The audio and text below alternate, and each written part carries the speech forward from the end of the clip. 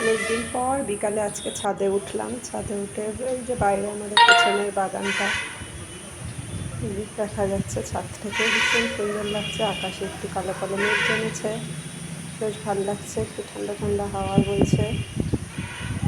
আম গাছ আছে, কলা গাছ, পেয়ারা গাছ, সবেদা গাছ, অনেক গাছ আছে। ছেলে জল নিয়ে ঘাঁটছে।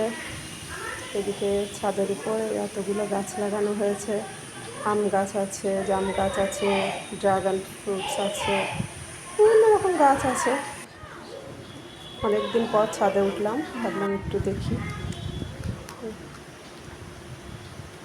এই যে ছেলের অবস্থা, শুধু জল নিয়ে খেলা।